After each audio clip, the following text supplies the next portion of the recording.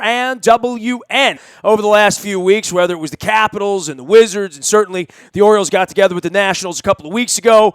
And the makeup date and the rain date of going down to D.C. has arrived. The Orioles would have had 2 off days this week, instead just one on Monday before the trip to New York. So I thought it might be a good time to do a little residue on the Caps and the Wizards, as well as a little preview of a little mini-series with the Nationals. We welcome Scott Allen back from the Washington Post, one of our defending champions. He is Scott S. Allen out on Twitter as well. Dude, besides loving grilled cheese, which I know you do, I do really appreciate you retweeting the Uber Charisse Wright story, because I happen to like Charisse, and I had not seen that story anywhere, but interesting that Charisse Wright took a $900 Uber ride, and if I hadn't seen it on your timeline, I don't know that I would have seen it. So a great story, yeah. I mean, our writer here caught up with the Uber driver, that is, which was really cool to get a look at it from his side. My favorite piece of that was when Charisse Wright said he wanted to go to Buffalo.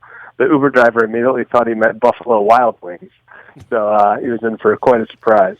Yeah, I would. I have Charisse in my phone. I may need to put him on the radio to tell that story, because that's pretty good. He's a pretty soft-spoken cat to begin with, and certainly didn't perform here last year. Speaking of performing or not performing, the Capitals and the Wizards gave it a little ride, but what the Nationals have managed to do here, and along with the Astros, I think, the first 60, 70 days, there's just not going to be much of a pennant race for any of the Atlantas or the Philadelphias or the Mets or the Mariners or, this sort of runaway freight train. That's good, that's bad, that can be ugly. The Cubs dealt with it last year and made their way through it, but I don't know what to say about the Nationals in any game or any week. There'll be a few ups and a few downs, but this feels like this thing's wrapped up in June. It's kind of crazy. It does. It's really weird. I mean, this is in D.C., writing about sports in D.C., you kind of get used to this period, right? Starting in mid-May, always with the Capitals. The Wizards are usually done before then, when you've got nothing, since the Nationals got good, nothing but the Nationals to write about. And, usually around this time, they're over the last 5 years, they've been in the hunt or leading by a little bit, but they've either been chasing the Mets or had the Mets on their heels. So this is really kind of an unprecedented situation for them. The Astros, as you mentioned, have that even bigger lead in the AL West, but the Nats are making a mockery of the NL East, and you just kind of wonder,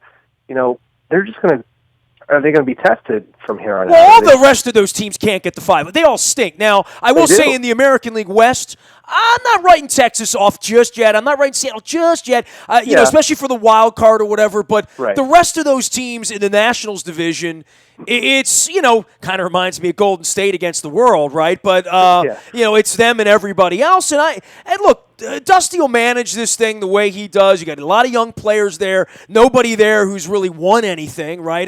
Guys that have come short in the World Series. You got a handful of those guys. But for the most part, this has been a very, very Capital-like disappointment every October for this franchise, right? It has. And I don't think it's to the point where, some people might say, they're the Capitals of MLB. They got a lot more postseason failures to rack up before I think you can say that.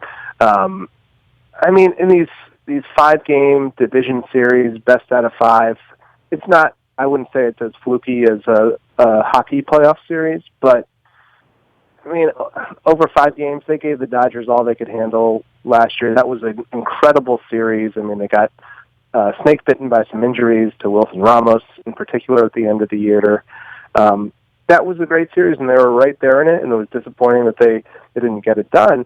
I would say that, kind of like the Capitals, they're not really going to have a chance to prove anything to anyone that things are different until October. So until then, it looks like it's going to be just kind of, enjoy the ride, hopefully stay healthy. In the case of Ryan Zimmerman, hopefully stay hot.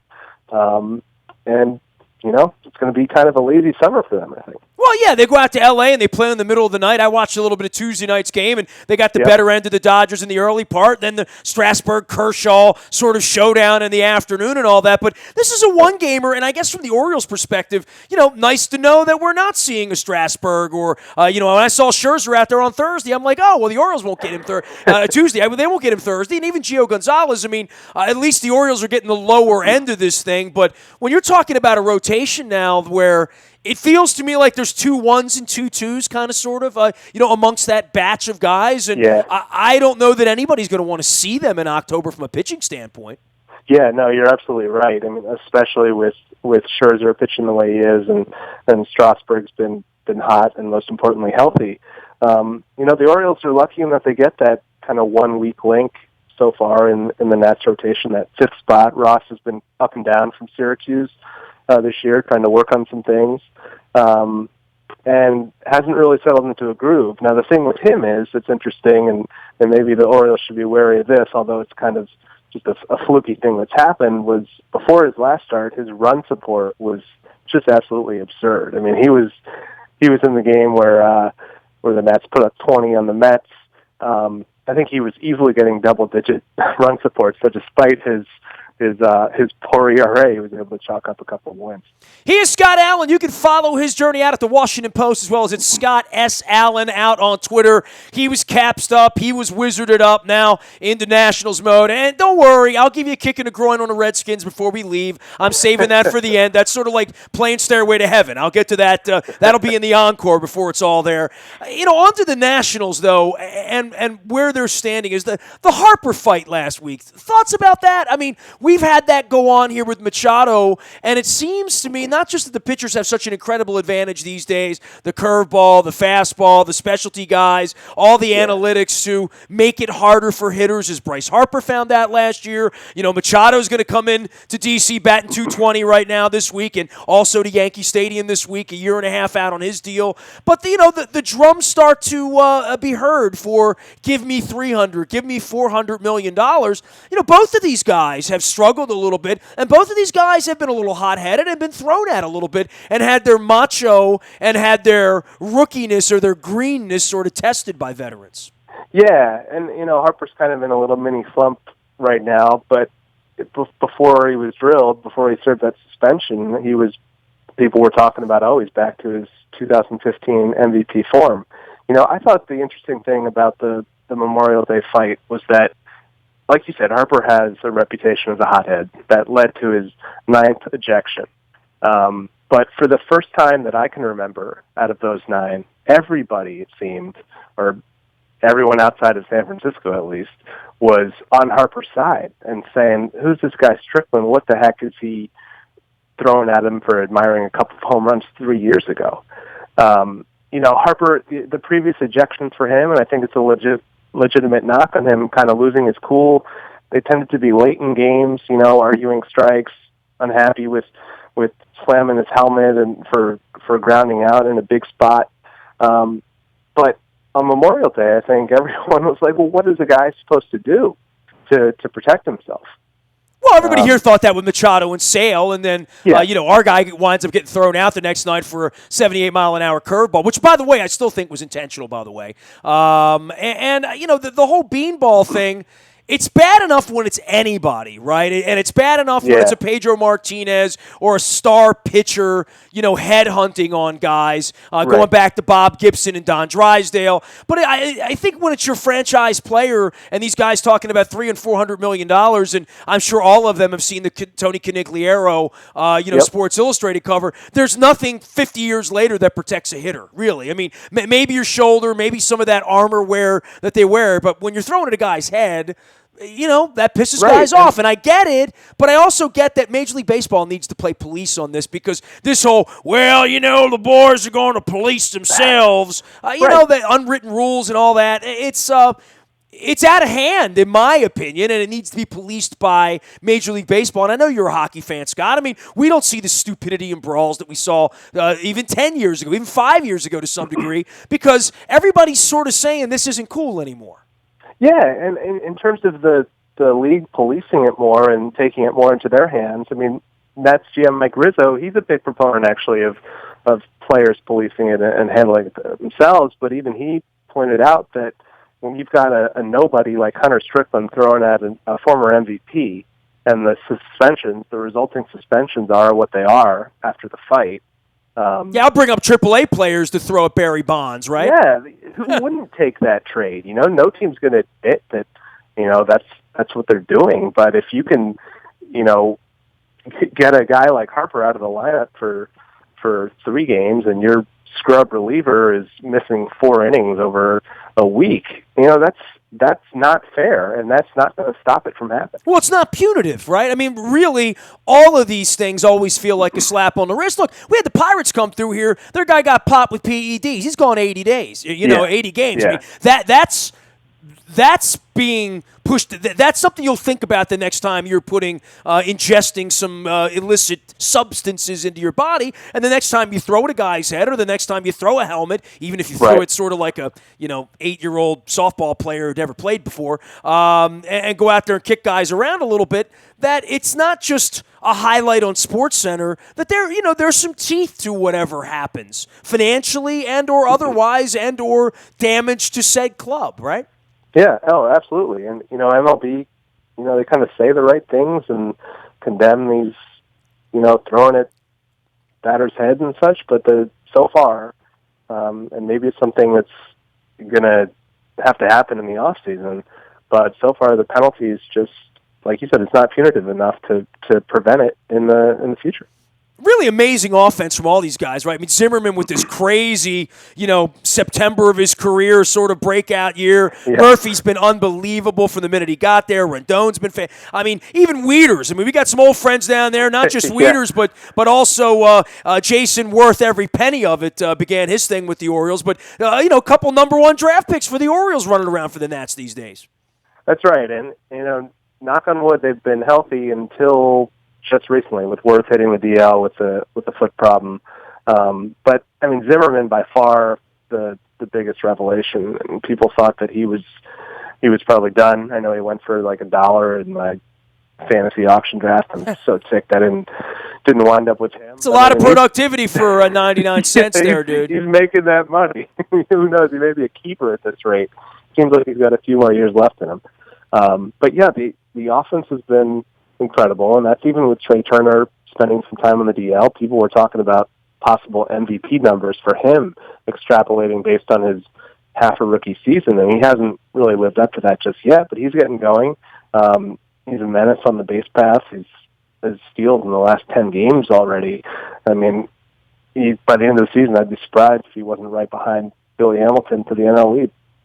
Yeah, a little dalliance with Jeremy Guthrie and his 135 ERA. You can look that up on the internet, by the way. But hey, it's Matt Albers. What is Matt Albers? I mean, it's bad enough with Arrieta running out of here and them jettisoning Miguel Gonzalez and giving away Eduardo Rodriguez and watching all these guys kid out in Milwaukee, throwing the ball. But Matt Albers has had another life, man, like a vampire coming back to life. Yeah, there aren't a lot of guys who have been in both places and have done well. But he had his go at the closer role there for a bit. He's been in what has been an atrocious bullpen. He's been kind of a surprising to say a go-to guy for Dusty Baker. But dude, there's no other team, and I look at stats all day, where the 4 starters really are the best pitchers on their teams, right? Like there's usually a couple guys up top, then you look down into the 5s and the 6s, and you run into the Ubaldo Jimenez's, and you right. And you see that. It really is kind of astonishing how putrid the bullpen has been, right? I mean, all the way around. It is, and finally it looks like they may have stumbled upon they didn't make the right choice at the beginning of the season, obviously, in Trinan, but Coda Glover, who they're very high on, who's very young, has had no experience closing at the big league level before this season. He's converted 8 of his 9 save opportunities. He's got just a filthy slider. He's got potential. I'd be still surprised though if they don't make a move. This kind of Rizzo's MO. Bring in a more established guy before the deadline. What else do they need, right? I mean, they need bullpen. I mean, they might get 2 guys before it's all over with, right? Yep, that's all I need, which puts them in a good spot. That's a hell of a place to be. I mean, I don't know. You could be in a better place than having a 10-game lead that's apparently going to be 25 before it's all over with. And all you need to do here is stay healthy and get a couple bullpen arms, which are very readily available. I mean, they're set up in June for October. They're very, very rare any baseball team can ever say that. That's right. And they're in a much better place than the O's, who, despite all of their problems have been hanging around, and credit to Buck, obviously, and I wouldn't count him out, but in terms of what they need to do to continue to stick around and make a run at either the East or the wild card, they've got a lot of issues to address, and the first one might be Ubaldo. What do you want to say about the Caps or about the Wizards? I'm going to give you open forum here. I'm a pretty massive Caps fan, and I trek back and forth to Toronto and Pittsburgh. I had the whole back end of May and June. I keep thinking to myself, man, I would have been in Nashville for that scene. Yeah. Damn. Yeah. And all I could think about watching these games, and I'm watching them all. I got my Predators jersey right over my shoulder here. All I can think about is poor Barry Trotz I know. to some degree. I know. Good for David Poile, poor David Trotz. And, if the Caps are in the Western Conference, or, you got to be thinking they're probably, maybe not. I mean, that would have been a great first-round series with the Predators. But, well, at least we get to watch Forsberg play, right? That's right. Be happy for him. If I were to say, you're good friends with Trotz, I know, and I would say I was happy that they decided to bring him back. We had a lot of arguments in the office about, what's the one lever that they haven't pulled. Well, they've changed coaches. People calling, the lever they got to pull is to trade Ovechkin. Well, that's not going to happen. So maybe they should get rid of Trotz because he's never been out of the second round. Maybe they should come back next year and try to get 110 points again and be a 2-seed or a 3-seed and play competitive hockey and bust their ass. Because I know one thing. Exactly. Everybody in there is hungry, right? Everybody in there feels the sting as much as you and me. We go home, we suck our thumbs in our little Caps hat or our jersey, and we feel bad. We move on to the Orioles or the Nationals or the beach. Dude, they're pounding sand every minute of it. All of them. Backstrom, Oshie, all those guys, they knew it was sitting there for them, and they didn't get it done. And it's their cross to bear, all of them, and the responsibilities across from Ted straight on down through McClellan all the way through. I don't think there's any one fall guy. They've done everything they've needed to do except win a Game 7. And it's not that easy to do, and I guess it's easy to sort of wear the goat horns in a year when the Blackhawks went out as a number 1 seed in the first week, right? I mean, it happens. It happens more in hockey, and that's why it feels so good when you win, because it's so damn hard to win. That's right, and it's also easy to go out there and say, we didn't get it done, something's wrong, we got to change a bunch of things. I think sometimes things just, you don't get that bounce, something may not go your way, but, why wouldn't you go back and try to do what you did again this year, and hope you don't wind up against the second-best team in the second round again. Dude, if Golden State would have gotten busted out 2 rounds ago, would they say, we got to break it up? No, they'd say we won 70 games. I mean, we didn't play well for a couple of hours, and it's unacceptable, and it gets us eliminated, but it doesn't make you not any good, and it doesn't make you – and if we're measuring the size of hearts here, boy, you got to give the Penguins some credit. I mean, a pretty scrappy group right there, right? Oh, absolutely. I'd say I'm rooting for the Predators, though. Oh, yeah. I mean, come on, man. I got the whole Steeler thing going backwards. We got Scott Allen here, Scott S. Allen. That jersey, right? Absolutely, and we're going to get it done. Anything on the Wizards you want to give me, and I'll kick the Redskins, but I'll do that next time. Too easy to do that. Okay. Well, the Wizards weren't going to win anyway, so we're all, we knew that, right? Yeah, I mean, they seem like a year away, although now you got to wonder if the team that bounced them is going to be the new Eastern Conference, I wouldn't say dynasty, but team to beat in a couple of years. How about that? You get to the Eastern Conference Finals and you wind up with the number 1 pick. It's crazy, but in Boston. Maybe Kevin Durant will come home when he's done in Oklahoma. Oh, that's right, he didn't do that. Right, they need help that they're gonna be hard pressed to get to this level. I mean, when you start to watch these two teams get together, and especially see what happened the first couple of games, even to Cleveland, you realize they're probably not as close as maybe even thought they were when LeBron was out there toying with them a couple months ago, right? Yeah, that's right, and the Wizards won't get any help in the draft, obviously. I mean, not first-round help.